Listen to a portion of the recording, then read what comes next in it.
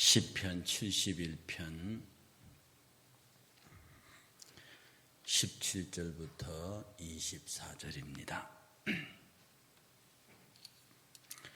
시편 71편 17절부터 24절 함께 봉독합니다. 하나님이여 나를 어려서부터 교훈하셨으므로 내가 지금까지 주의 기이한 일들을 전하였나이다.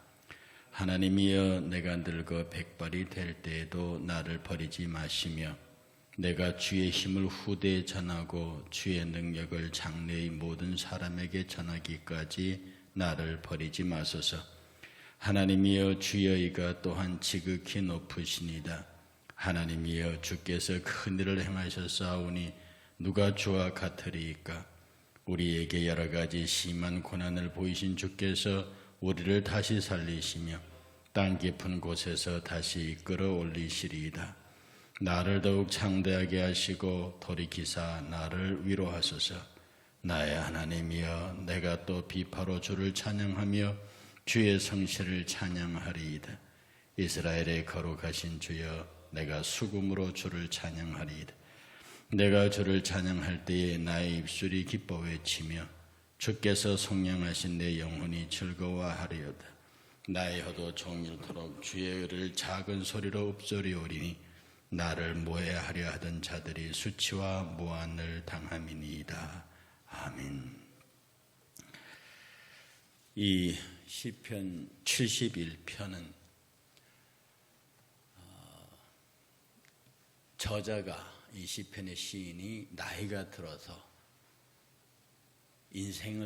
지나온 인생, 긴 인생을 회고하면서 나는 항상 하나님 앞에 있었고 주는 항상 나를 도우셨다. 이런 고백의 기조 위에 서 있습니다.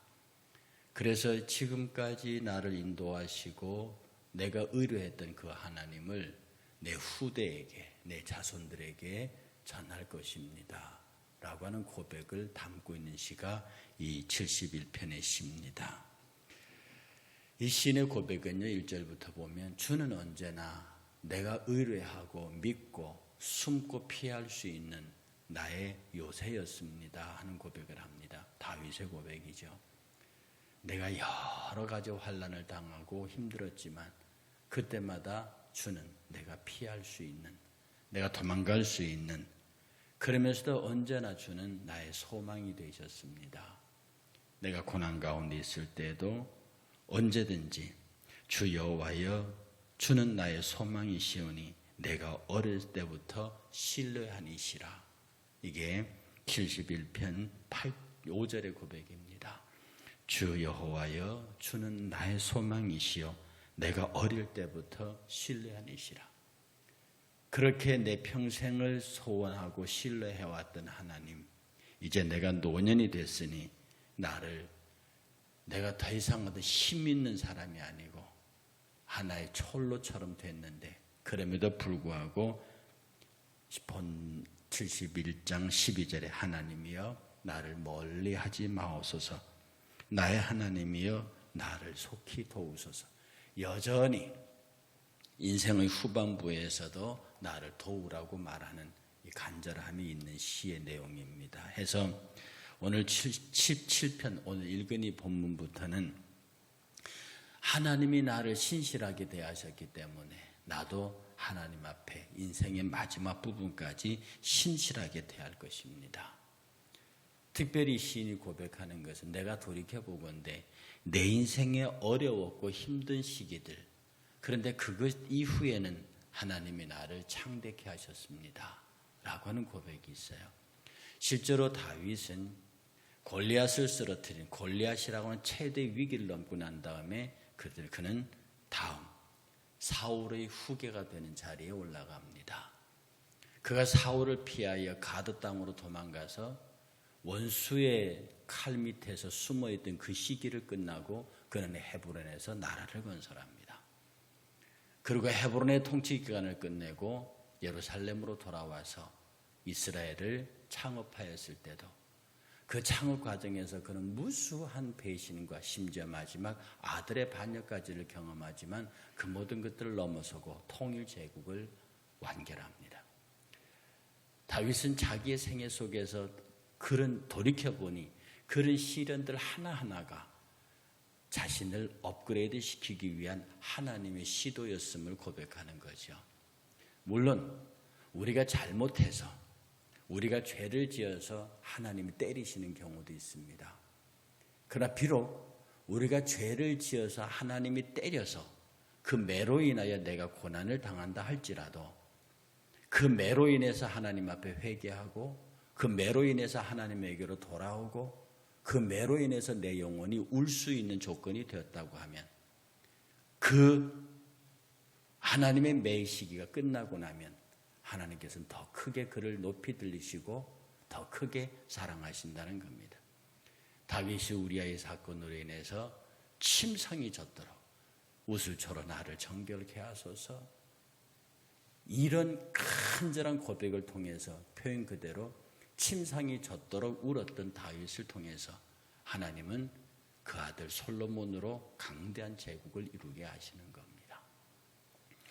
뿐만 아니라 그런 잘못이 아니고도 다윗이라는 한 인간을 연단하시기 위해서 하나님이 무수히 그를 고난 가운데 처하게 하셨죠. 그때마다 다윗은 하나님의 말씀대로 우리아의 아내일 외에는 하나님이 책망할 것이 없다고 말할 정도로 다윗은 견디고 인내하면서 하나님의 역사를 따라갔습니다. 그래서 다윗은 하나님 마음에 합한 자가 됐던 거죠. 자기의 허물로 인한 하나님의 채찍이든 아니면 하나님이 그를 연단하여 정금으로 나오게 하기 위한 하나님의 뜻이든 이 모든 것들을 극복해냈던 다윗의 기반은 믿음이었습니다. 오늘 본문의 시편 71편의 표현으로 따라가면 신뢰입니다. 절대적인 신뢰입니다. 이 신뢰의 내용은 뭐냐면 어떤 현실이든 어떤 환경이든 이것은 나를 향한 하나님의 사랑이다라고 하는 믿음입니다. 다윗은 기본적으로 그 밑바닥 그의 모든 말과 행동 속에 그게 깊이 깔려 있습니다. 내가 어떤 환경에 처하든 내게 어떤 위험과 어떤 현실이 제공되든 그것은 나를 사랑하시는 하나님의 큰 나를 향한 하나님의 사랑이다 라는 고백입니다. 그래서 이 믿음의 실제의 내용은 위로입니다. 여러분, 믿음이 있는 자만 위로받습니다. 우리 어머니가 갑자기 나를 때려요. 도대체 우리 엄마 갑자기 왜 저래? 라고 두 눈 동그랗게 뜨는 아이하고 엄마가 갑자기 화를 내고 때리실 때 또 내가 뭐 잘못했나? 아니면 엄마가 어떤 생각으로 이렇게 속 깊게 생각하는 자녀. 어머니는 언제나 나를 사랑하시고 나를 생각하신다고는 그 마음이 있는 아이는 어머니가 나를 어떻게 하더라도 어머니는 나를 생각하시는 분이야 라고 할 때 어머니의 좀 심한 말과 채찍이 자기의 위로가 된다는 사실. 우리 어머니는 그런 분이 아니야. 우리 어머니는 나를 사랑하셔. 이렇게 어머 자식 관계의 그런 신뢰의 관계처럼 우리 하나님에 대한 절대적인 신뢰가 있는 사람은 어떤 환경에서도 이건 나를 향하신 하나님의 사랑이야 라고 할 때 그 어려운 환경과 조건이 진심의 위로가 될 수 있다고 하는 것입니다. 여러분, 믿음의 또 다른 말이 위로입니다. 오늘 늙은 다윗의 시편은요, 내가 그렇게 평생을 하나님께를 신뢰해 왔더니 하나님은 나를 위로하셨다. 그러므로 그 어떤 환경이든 하나님이 나를 은혜와 복으로 이끌고자 하는 당신의 방법이라는 데서 그는 믿음으로 위로를 받고 인생을 살았던 사람입니다. 그러면 그 믿음과 위로의 결과는 뭡니까? 오늘 시편 기자는 말하기를 찬양이라고 말합니다. 찬양이라고 하는 것은요, 그 22절부터 나의 하나님이여 내가 또 비파로 주를 찬양하며 주의 성실을 찬양하리이다. 그 뒤편부터 계속 찬양 얘기를 하는데요. 이 찬양은 믿음에 대한 표현이, 믿음은 안에 있는 거잖아요. 믿음은 마음 안에 있는 거잖아요. 이 믿음과 신뢰를 밖으로 끌어내는 것, 내가 주의 위로가 내 안에 있습니다라고 하는 이 믿음을 밖으로 끌어내는 게 찬양입니다. 고로 찬양이 많은 사람은 믿음 있는 사람이라 할 수밖에 없어요. 왜? 믿음의 외적 표현이 찬양이기 때문에 그렇습니다. 주의 위로의 외적 표현이 찬양이기 때문에 그렇습니다. 그러므로 찬양이 살아있는 교회는 믿음이 살아있는 교회라고 할 수밖에 없는 거예요. 자고로 찬양이 살아있는 교회 치고 성장하지 않는 교회가 없습니다. 왜? 믿음 있는 교회거든요. 이 찬양은 믿음의 표현이요, 소망의 표현입니다. 해서 이 찬양을 할 때 큰 소리로 불러서 하나님 두 손으로 할렐루야라고 하는 찬양이 있는 반면에 오늘 본문에 재미있는 표현이 하나 있습니다. 뭐냐 하면 나의 혀도 종일토록 주의 의를 작은 소리로 읊조리겠다고 말합니다. 보통 우리 찬양은 두 손 들고 크게 찬양하는 건데 그 찬양받아 마땅할 주의 의를 작은 소리로 읊조리겠다는 거예요. 이게 묵상에 대한 시적 표현입니다. 내가 주의 말씀을 고요하게 크게 찬양도 하지만 종일토록 내가 주의 말씀을 조용히 내 입으로 중얼거리듯이 시적 표현입니다. 말씀을 묵상하겠습니다. 묵상과 명상의 차이를 몇 번 말씀드렸죠. 명상은 자기 머리끝부터 발끝 다 자기를 비워내는 무아지경을 만드는 겁니다. 명상은 내 주변과 자연을 일치시키는 거예요. 그래서 인도의 요가 같은 게 명상을 하잖아요. 머리와 모든 걸 다 비우고 나와 자연을 일치시켜서 자연의 길을 받아들이는 게 명상입니다.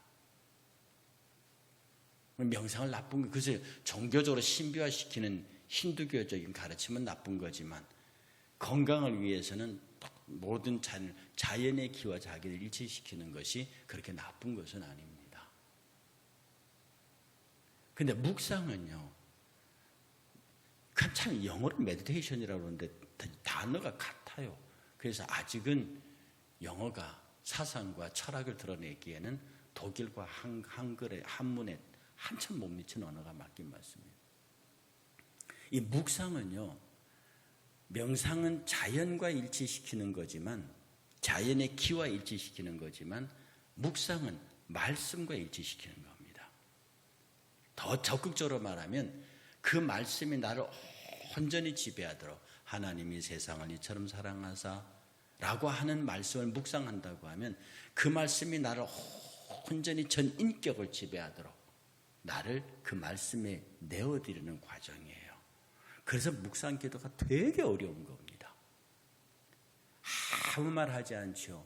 그러나 그 조용한 가운데 내가 그 말씀 속으로 나를 완전히 밀어넣어서 그 말씀과 나를 완벽한 완전한 임마누엘로 만드는 것이 그게 묵상입니다. 그런데 그 묵상의 기도까지 경제 들어간 사람은요, 그 묵상의 기도가 되는 사람은 그야말로 조용하게 주야 라고 하는 한마디 속에 형언할 수 없는 기도의 기쁨의 세계를 넣습니다. 그러니까 이 묵상의 기도 세계는요, 여러 기도 과정을 거쳐서 그야말로 마지막 단계에 이르는 성도의 기도입니다. 여러 기도의 단계가 있잖아요. 그 기도의 단계를 위해서 마지막 정말로 하나님의 말씀이 나를 온전히 지배하도록 하나님 앞에 나와서 조용히 기도할 때마다 주의 영이 그를 탁 덮어서 주의 영과 내가 일치가 되고 말씀과 일치가 되게 만드는 그 과정까지를 들어오는 기도가 수많은 기도의 연단을 거쳐서 거기까지 들어와요. 그러니 지금 다윗이 그 크신 주의 은혜를, 자기를 사랑하신 그 그의 주의 은혜를, 주의 의를 작은 혀로 읊조리듯이 깊은 말씀의 일치까지 들어와서 그렇게 하나님 앞에 자기 자신을 드러내는 모습을 보이고 있는 거예요. 그 여러분 말씀 전체를 돌아보십시오. 지금까지 나를 인도해 오신, 내가 어떤 환경에 처하여도 늘 그분은 나를 더 좋은 단계로 인도하시려는 하나님의 계획이었습니다. 그것이 바로 나의 믿음이었고 신뢰였는데 그 믿음과 신뢰는 언제나 내게 위로를 주었습니다. 그래서 주께서 주에 대한 신뢰와 그 위로를 내가 밖으로 소리 불러 찬양하였더니 그 찬양과 감사가, 그 찬양이 하나님 앞에서 드려졌고, 그리고 동시에 그 찬양을 통해서 나와 하나님이 깊이 일치되는 묵상이 깊은 경지까지를 나를 이끄셨습니다.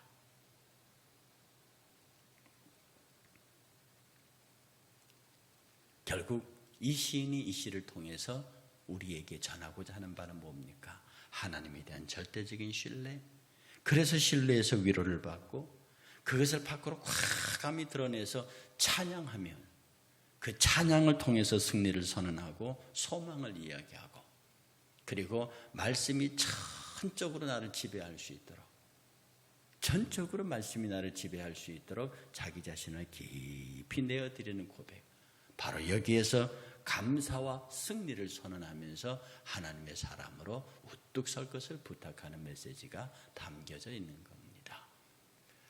지금 여기 앉아 계시는 분들 거의 대부분이 나이가 인생을 웬만큼 산 분들입니다. 돌이켜보면 많은 시련의 세월들을 살았어요. 그리고 크고 작은 어려움들을 겪어오면서 오늘에 이르렀습니다. 다윗도 그렇게 겪었습니다. 다윗의 그 인생 후반부의 고백이 뭐냐? 그 모든 일들이 나를 선하게 인도하시는 하나님의 계획이었습니다. 그 고백이 진심으로 될 때 지금까지 나를 살아오게 하신 하나님 앞에 감사의 기도와 눈물이 나지 않을 수밖에 없습니다.